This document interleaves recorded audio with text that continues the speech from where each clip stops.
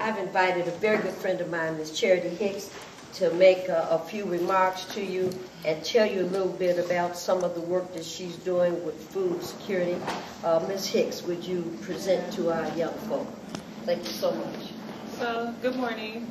Good morning. Good morning. So, where y'all go to the University of Toledo? What's y'all programs? Our majors? Yeah, y'all majors. Just shout them out. I'm business. Business. Finance. Finance. Sociology. Sociology. Okay. Sociology. Psychology. What? Undecided, okay. Journalism. Sociology. Criminal justice. Criminal justice, okay. Oh, criminal justice. Criminal justice. Criminal justice. Pardon? Criminal justice. Nursing. Wow, congratulations. Y'all all over the place. I just would like to welcome y'all to Detroit. I'm Charity Hicks. I am literally swamped. I am part of a group of people who've been working on Professor Humphreys. Yes. They're studying Detroit as a whole. No, they're actually looking, well, they are interested in looking at the way in which waste management placements have impacted certain communities in Detroit. Okay. But if you want to give them an overview of Detroit, go right ahead. So I'm going to give y'all a brief history of Detroit. Who knows Detroit? Who's a little bit from family or from just school? Family. No, I'm just from Toledo, so I'm You're right. from Toledo, Yeah, so you're right. close and Yeah. you kind of get it peripherally.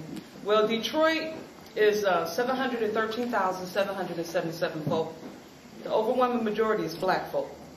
We got a Hmong community here, an Arab American community here, like pockets of immigrant communities all over Detroit. But Detroit is a chocolate city.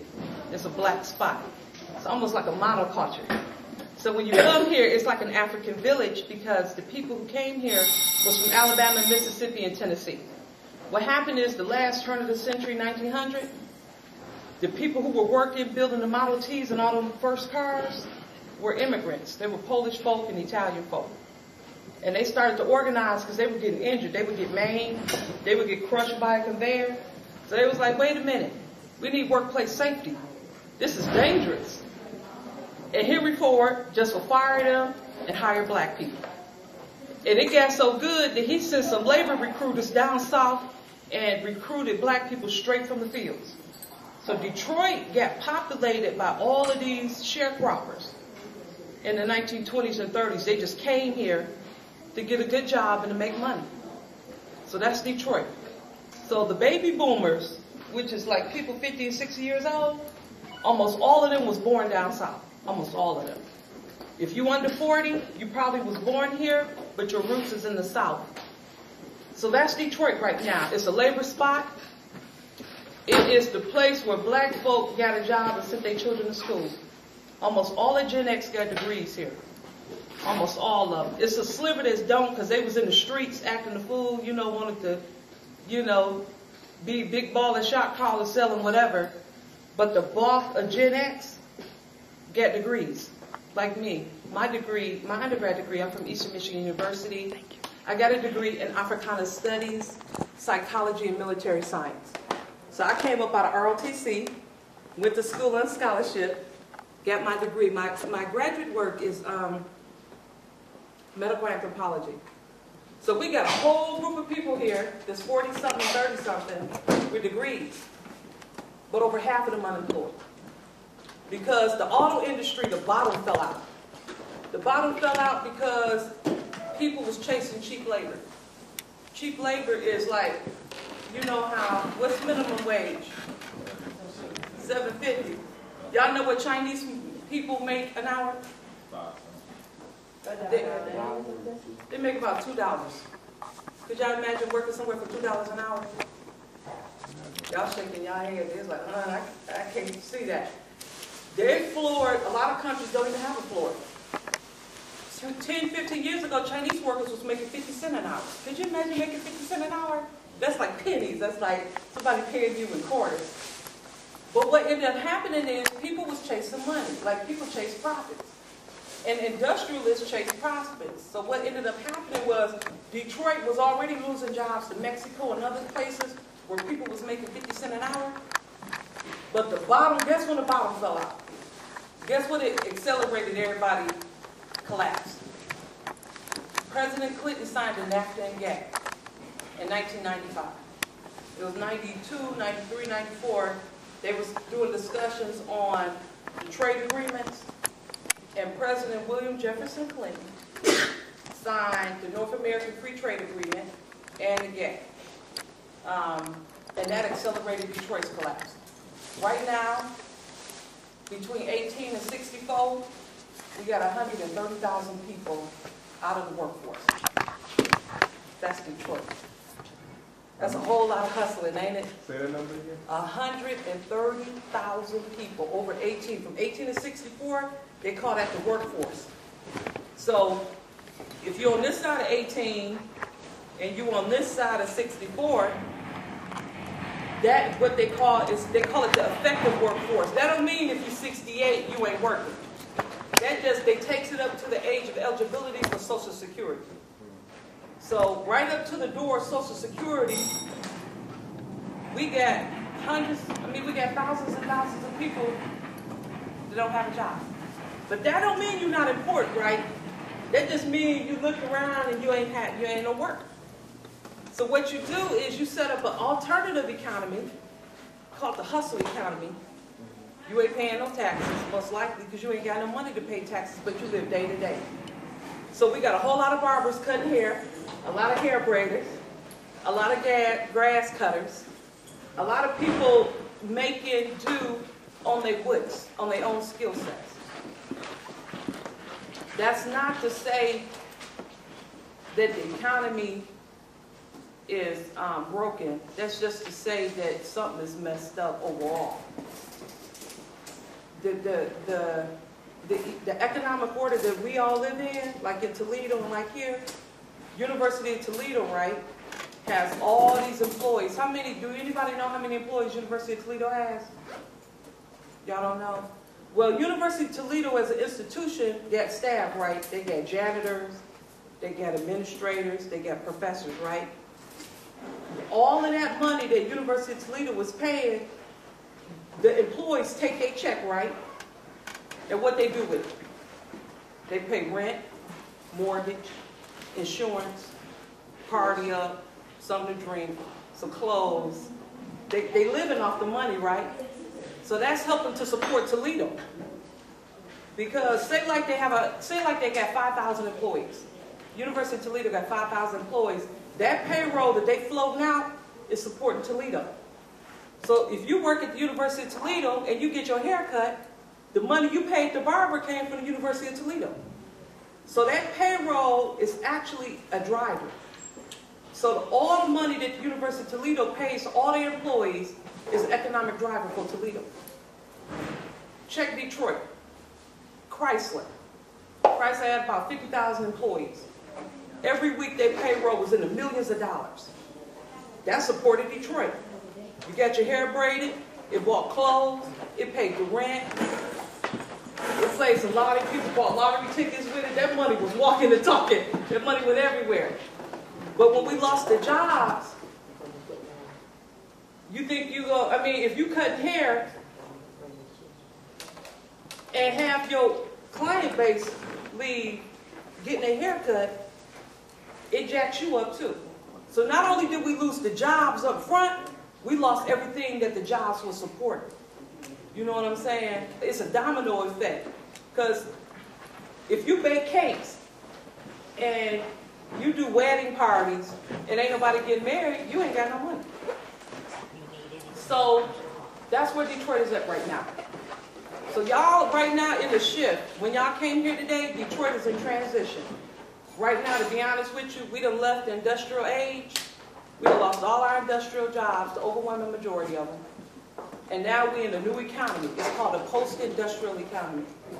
This post-industrial economy is about skill sets. And it's about local, resilient work. So it's about the local economy, right? Because if you cutting hair, you ain't trying to go to Oakland, California and cut hair there. It's about this community. So technically, y'all came on a good trip to see Detroit and to hear about Detroit. Me, I work on the food system. I'm very much concerned with what we eat, where it comes from, who controls it, is it jacked up, is it going to kill us, and who getting paid off of it. That's my work. So I sit on the Detroit Food Policy Council. I helped to write the Detroit Food Security Policy. And I actually work for paid, I run the Detroit Food Justice Task Force. Now in Detroit, we got something called, we're a food desert. Something's going on with your grocery stores, right? Yep, the grocery stores. What's going on with the grocery stores? What happens is Detroit, to be honest with you, 140 square mile city, predominantly African American, has no national grocery store chain here. Kroger, Meijer, they all gone. Who's feeding Detroit is all these independent little small grocery stores. And so what happens is we got a food movement that's coming up from the bottom, right? We get 2,300 gardens in Detroit. Could y'all imagine that? It's like a blanket, everybody growing tomatoes and cucumbers. So the salads we eat is local. Like it's people too who get some chickens too. There's people doing some stuff. But the majority of the work in Detroit is on local resiliency. The first thing that happens to you when you lose your job is you tighten your belt, right? The first thing you might give up might be cable. You don't pay the cable bill, the cable's gone. Okay. So I just wanted to give Ms. Humphreys our food system report. This report is a report on who's eating, who not, who hungry, how many grocery stores we got, urban farming, and the food system. And I wanted to give her this and some other stuff for y'all about food in recessionary times and why food is important. Food is important. Every time we eat, we making a choice. We paying for food, but at the same time, we choosing a system. So when we eat at the dollar menu, it's a choice. I mean, in Toledo, y'all got an urban farming gardening movement, don't y'all? Y'all got gardens in Toledo? Yes. Y'all do? Yeah, it's worldwide. Because what happens is when you got to tighten your belt, you give up some stuff, but you also create some stuff. You know, rather than throw out clothes that's broke, you sew them up. You know, black folk, where we came from, we used to can food. Y'all know about cha-cha, right? Y'all know about cha-cha? Cha-cha is like a relish black people put on black-eyed peas and on corn. Black people make it with tomatoes, and it's like a relish. And it's got peppers in it. What y'all like to eat? What y'all eat? What's your favorite food? McDonald's? Pizza? Fried chicken. Fried chicken? Yeah, but it gotta have some salt on it. I don't like that dry chicken. You don't like the dry chicken. You like yours seasoned up. Yeah. Pizza, fried chicken, McDonald's. What else? What else y'all like to eat? Macaroni and cheese. Macaroni. I knew somebody was going to say some macaroni and cheese. Greens, okay. Cereal. Cereal. Coke cereal. Okra and onions. Okay. Okra and onions. Cornbread, go ahead. You cooking cornbread? Your mama does, okay. What else? Baked chicken and salad. Baked chicken and salad, that's nice. Shrimp, lobster. Shrimp and lobster. I heard that. Steak, okay. And cabbage. Lamb chops. Oh, you eating good. You eating cornbread and cabbage. That's the bomb. So your mother cooks. How many parents cook?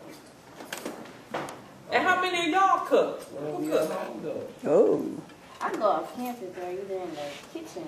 Oh, so we don't got no kitchen. Well, I'm going to tell y'all this. Raw peppers. For the people who cooking, hold on to that. When y'all mother and fathers and aunts and uncles and grandparents are cooking, stay in the kitchen with them. because it's something beautiful about cooking for yourself and cooking for your family. It is culture. We all can't eat at McDonald's and eat at the dollar store because that stuff ain't real food. It's a bomb food. They make it for shelf life and it's packed full of chemicals, so you don't really want to consume that all the time. I'm not saying don't eat it, but don't eat it all the time. Go to some cornbread and some collard greens or some cabbage or some macaroni and cheese that's cooked. Because when you cook food, it's less likely to have chemicals in it, and it's a little bit more fresher, and it'll help you out in your growth and development. Our food system, I'm going to tell y'all point blank, is broken, y'all. Our food system broken. It's broken because we exploit laborers. We just abuse people and make them into slaves. It's broken because we abusing the environment. We got nitrogen overload. We got some fields that you can't grow nothing in because we done broke down the field to nothing. It's broken because a lot of us catching cancer and problems from what we eat. These chemicals and all these food additives, they ain't good for us. And it's also broken because corporations are making billions of dollars, and the people who work and who grow and process the food getting zero. So I just want y'all to think about how y'all choose food and where it comes from and who hooked it up. So if y'all mothers and fathers or aunts and uncles cooking some cornbread, and you don't know how, be like, how you make cornbread? I need to know this. Or they cooking some fried chicken, you be like, how you hook it up? How you get the seasoning right? Because that's honorable. So learn that. Again, welcome to Detroit. Y'all gonna hear stuff about what's jumping off. And to be honest with you, we in opportunity. Because in great collapse and in great pain is great opportunity. We got thousands of people unemployed. And guess what we learning? We learning that everybody's important. So you might not have a job like working for a corporation, but you got skill sets. So now you're important as a person. It's people out here that didn't even know they had skills. And now they got to trade in those skills to eat. So now it's not whether or not you got a job. It's what's your skill sets and what you offer in community and how community supports you back. So that's where we're at. It's a new economy. It's a new economy. It's a local, resilient, networked, integrated economy, not based upon corporations. What are more like solutions to help more food system? The biggest thing you can do for the food system is become aware. Follow the Farm Bill 2012, because Senator Stabenow, who's the senator from Michigan, is the leader in the Senate on the Farm Bill. And everybody in this country, the Farm Bill feeds them. I don't care if you're on food stamps, whatever you're doing. If you're eating something in America, the Farm Bill told the system to give that to you. It covers chicken, poultry, commodities, everything, all agriculture. It covers food stamps. It covers school lunches, school breakfasts. It's even dictating what's at y'all cafeteria at the University of Toledo. The Farm Bill 2012. Who's the senator? Did you say Senator Stabenow. Senator Stabenow from Michigan. So y'all neighbor to the North Michigan, the senator, the junior senator from Michigan, she's running the Farm Bill. How to get in relationship with that? I would jump on the USDA Farm Bill. I would connect with the Food Justice Task Force, and I would just get aware, like what's going down. Because guess who runs the Farm Bill? Commodities. Who knows what's a commodity? A commodity is corn, soy, cotton, and wheat. They make everything. And they run the country.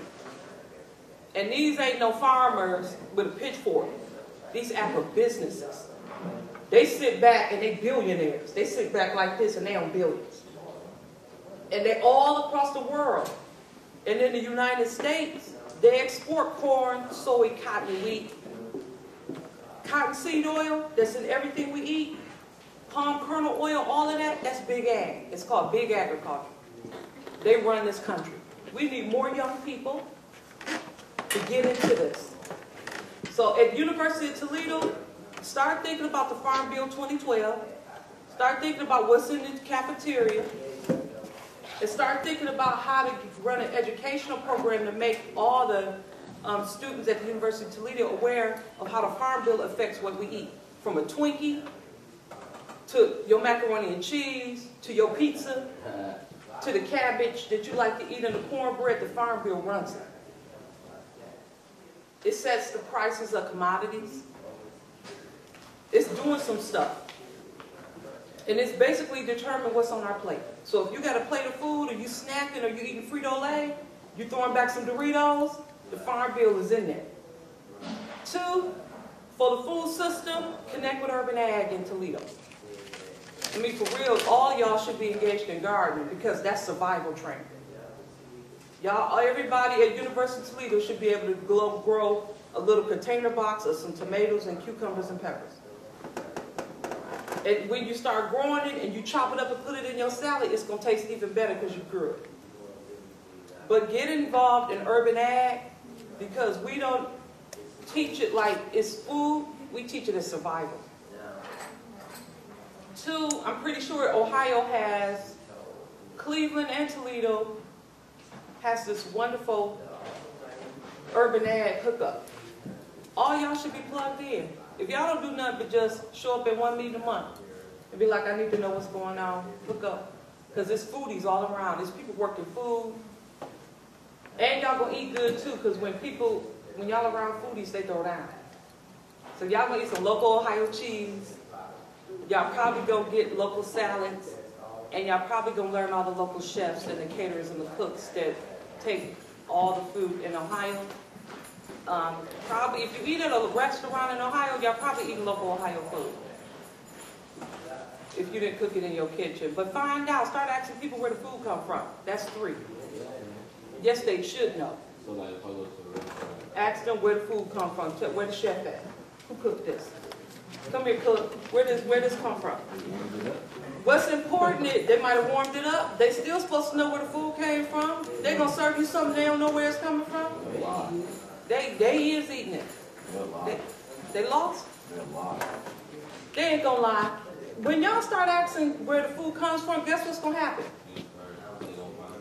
They're gonna find out. Y'all gonna go shopping in Toledo, and guess what? It's gonna be oranges from Florida, apples from Michigan, cucumbers from California. You see what I'm saying? So you know when you took that cucumber, you're like, oh, this was grown in California. This tomato was grown in Ohio. This orange came from Florida. That's important because you know why? Y'all supposed to be aware of where y'all food comes from. Just point blank. Don't put nothing in your mouth unless you know where it comes from. And if you don't, you better be kissing it up to God because some stuff ain't right. So you're saying a Michigan apple is better than an Ohio apple? No, it isn't. An Ohio apple is better than a Michigan apple. Well, why though? It's an apple. When you grow stuff in your state and it's eaten in the state, it's a job in the state. It's a job. Somebody went and picked that apple, washed it, boxed it, shipped it to a wholesaler. Somebody from the University of Toledo was like, I need a case of apples. Somebody trucked it from the warehouse to Toledo, University of Toledo. And then you coming and grabbing that apple, you eating that apple might have been 4 jobs. That's 4 jobs. You see what I'm saying? So when y'all eat local, y'all promoting the food economy in Toledo. So why is Florida stuff in our grocery store? Because we like oranges. We like grapefruits. And they ain't gonna run no grapefruits in Ohio. See, that's what I'm saying. Yeah. Some stuff, we eat some stuff that ain't from where we at. You know. Y'all like, who like pineapple?